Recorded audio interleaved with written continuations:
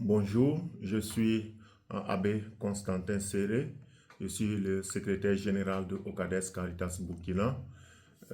Avant tout, je voudrais vous dire grandement merci pour l'intérêt que vous portez à l'Ocades Caritas Burkina et dire particulièrement merci à Caritas Italiana pour la collaboration fraternelle qui existe entre nos deux organisations depuis plusieurs décennies. Je voudrais dire grandement merci à Caritas Italiana pour son long accompagnement par rapport au plan d'action triennal de l'Ocades Caritas Burkina, plan d'action triennal qui a permis de construire un réseau fort au Burkina Faso. Je voudrais aussi dire grandement merci à Caritas Italiana pour sa sollicitude fraternelle en participant régulièrement aux appels d'urgence au niveau du Burkina Faso.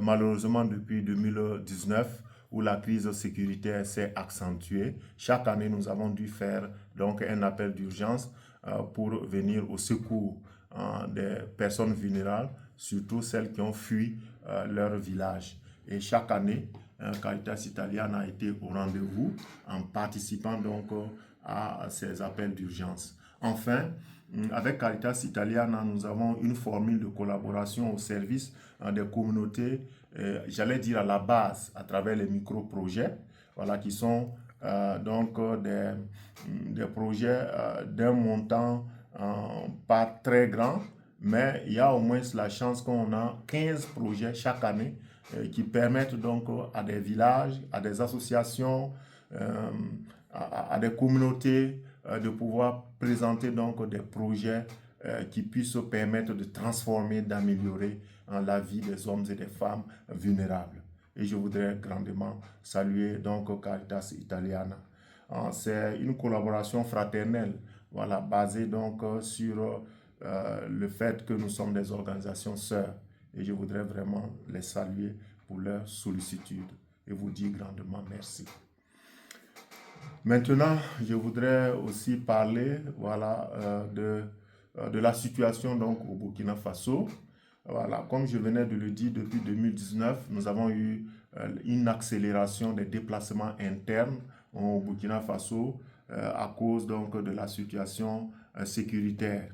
En situation d'insécurité qui est liée au terrorisme qui fait que des hommes armés vont dans des villages et tuent des gens ou bien leur demandent de se déplacer. Et nous assistons à cela de façon massive depuis maintenant plus de 5 ans.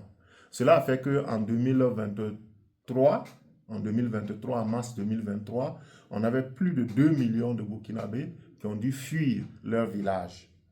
Bon, disons que la situation est en train de s'améliorer et c'est en cela que nous avons de l'espoir. Tout dernièrement, justement au mois de mars passé, le gouvernement, à travers le CONASUR et les autres organisations qui gèrent la situation, a dénombré au moins 705 villages où des gens sont retournés dans leur village pour continuer à vivre auprès de leur famille. On peut se demander dans un tel contexte, qu'est-ce que l'Église fait? J'allais dire que l'Église fait essentiellement 2 à 3 choses. La première, l'Église continue à promouvoir le vivre ensemble et la cohésion sociale entre les différentes religions que nous avons au Burkina Faso. Ce que nous appelons le dialogue interreligieux ou le dialogue entre les religions. L'Église à un haut niveau, au niveau de la conférence épiscopale Burkina-Niger, et aussi au niveau décentralisé dans les paroisses, continue ce dialogue fraternel avec les musulmans, ce dialogue fraternel avec les adeptes de la religion traditionnelle et ce dialogue fraternel aussi avec nos frères et sœurs dans la foi que sont les chrétiens d'autres églises.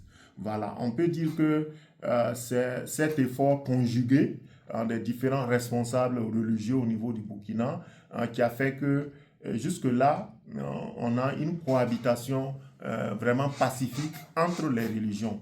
bien que les terroristes se réclament musulmans et qu'ils disent qu'ils œuvrent à la promotion donc, de l'islam, dans leur grand ensemble, voilà, les responsables et les communautés musulmanes ne les suivent pas dans leur forfaiture. Et cela est vraiment à saluer. Qu'est-ce que l'Église fait encore? L'Église s'organise, voilà, pour venir en aide aux personnes qui sont devenues vulnérables à cause donc, de cette situation. L'Église le fait à travers donc, les paroisses, qui sont les premiers lieux d'accueil quand les personnes sont violentées et doivent fuir leur village. C'est généralement vers les paroisses que ces personnes-là se tournent.